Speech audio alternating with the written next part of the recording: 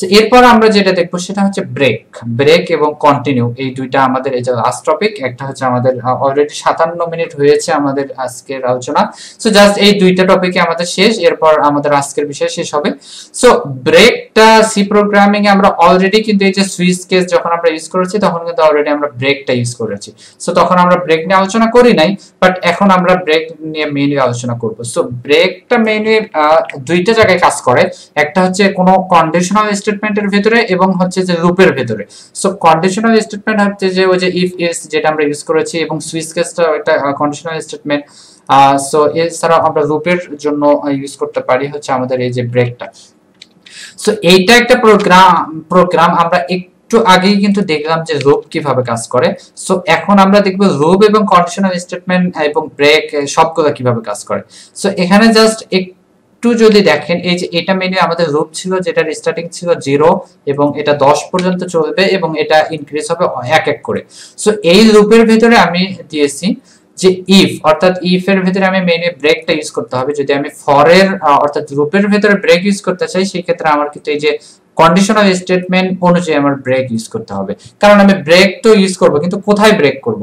So এখানে mainly বলা হচ্ছে যে এই এখানে আমার সংখ্যা অনুযায়ী এটা কিন্তু 1 থেকে, অর্থাৎ এখানে যদি আমি 1 দেই তাহলে এটা মেইনলি কিন্তু 1 থেকে 10 পর্যন্ত প্রিন্ট করার কথা। কিন্তু যখন আমি এখানে একটা কন্ডিশন ইউজ করেছি ইফ i ইকুয়াল 4, অর্থাৎ যখন i এর মান 4 তখন ব্রেক অর্থাৎ প্রোগ্রামিংটা থেমে যাবে, মানে তারপরে আর প্রোগ্রামিংটা চলবে না। সো আমি যদি একটু কোডটা রান করি তাহলে আমাদের জন্য একটু বুঝতে ইজি হবে। এই যে দেখেন এই প্রোগ্রামিংটা কিন্তু এই যে 1 থেকে 10 পর্যন্ত, স্বাভাবিকভাবে আমি যদি এই যে ব্রেকটা না ইউজ করতাম তাহলে কিন্তু এটা 1 থেকে 10 পর্যন্ত প্রিন্ট করার কথা, কিন্তু তাহলে 3 এ যে থেমে গেল কেন?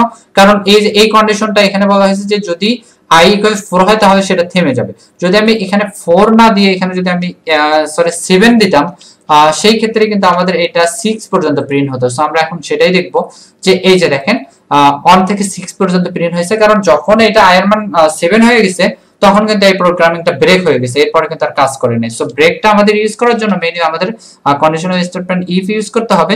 সো ইফ এর ভিতরে যেইখানে আপনি ব্রেক করতে পারেন ওইটা কন্ডিশনের ভিতরে দিতে হবে, এবং ফাইনালি আমাদের থার্ড ব্র্যাকেটের ভিতরে আমাদের ব্রেক ইউজ করতে হবে।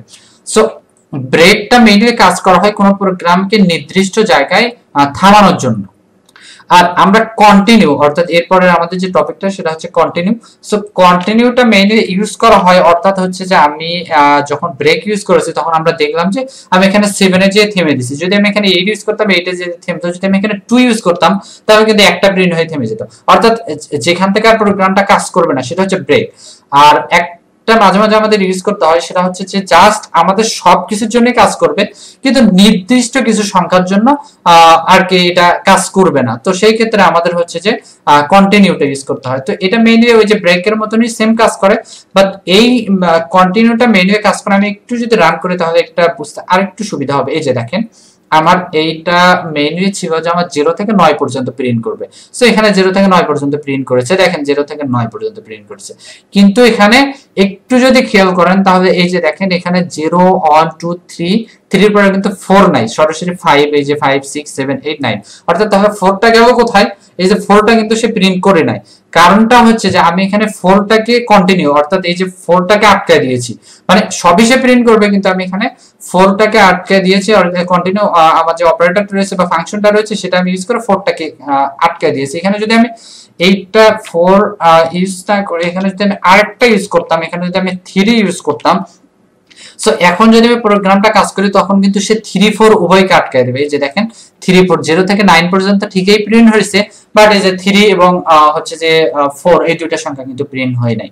সো এখানে জাস্ট আমরা যদি এই যে এইটার মেইনলি কাজ হচ্ছে যে আমরা কন্টিনিউ দিয়ে নির্দিষ্ট সংখ্যা, অর্থাৎ কন্টিনিউ যখন আমরা ইউজ করব ওই কন্ডিশনের সাথে যে সংখ্যাটা মিলে যাবে বা যেটা ফিল আপ করবে জাস্ট ওই সংখ্যাটা প্রিন্ট হবে না, বাকি সবগুলো প্রিন্ট হবে। কিন্তু ব্রেকের ক্ষেত্রে ওই সংখ্যা যখন ইকুয়াল, অর্থাৎ এই কন্ডিশনটা যখন সত্য হবে তখন মেইনলি প্রোগ্রামটা ওখানেই থেমে যাবে। সো আশা করি এই দুইটা সম্পর্কে একটু হলো বুঝতে পেরেছেন যে ব্রেকটা কিভাবে কাজ করে। ব্রেকটা হচ্ছে যে প্রোগ্রামকে থামায় দেয়, আর কন্টিনিউটা প্রোগ্রামকে থামায় না বাট নির্দিষ্ট কোনো ভ্যালুকে থামায়। সো আশা করি বুঝতে পেরেছেন।